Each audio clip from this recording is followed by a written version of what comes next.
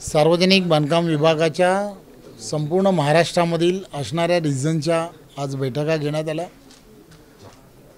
सर्व रिजनच्या बैठका कंप्लीट करत असताना नागपूर आणि अमरावती या दोन्ही रिजनची सुद्धा बैठक एकत्रपणे अधिकाऱ्यांची आज घेण्यात आली।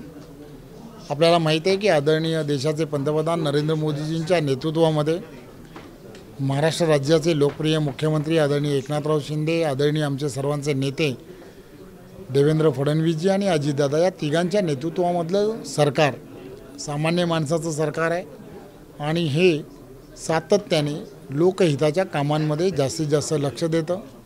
बजेटमध्ये आणि या सगळ्या विषयांमध्ये जवळजवळ 2 वर्षांमध्ये 90 ते 92 हजार कोटीपेक्षा जास्त विकास कामांना प्राधान्य देण्यात आलेलं आहे।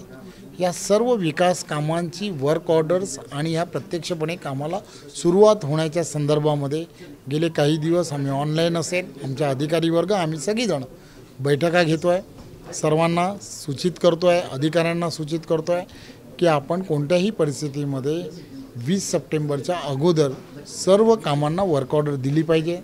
जे काम एखाद्या ठिकाणी अडचणीचं आहे ते अडचणीचं का आहे, कशासाठी आहे, वन खात्याच्या परवानग्या आहेत, एरिगेशन काय जे असेल ती माहिती आम्हाला तत्काळ दिली पाहिजे असं आम्ही वारंवार सांगतो आहे।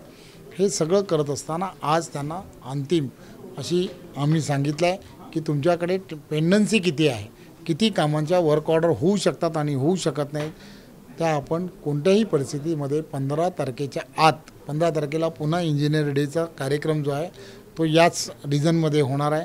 त्यामुळे आम्ही सगळेजण इथे येणार आहोत। आपल्याला हे सर्व कंप्लीट करावं लागेल असे आम्ही त्यांना सूचना आज पुन्हा एकदा दिलेल्या आहेत। आम्हाला खात्री आहे की सर्व कामं आचारसंहितेच्या अगोदर त्यांच्या मतदारसंघामध्ये वर्क ऑर्डर सकट पूर्ण होणं हे अपेक्षित आहे, ते आज सांगितलेलं आहे।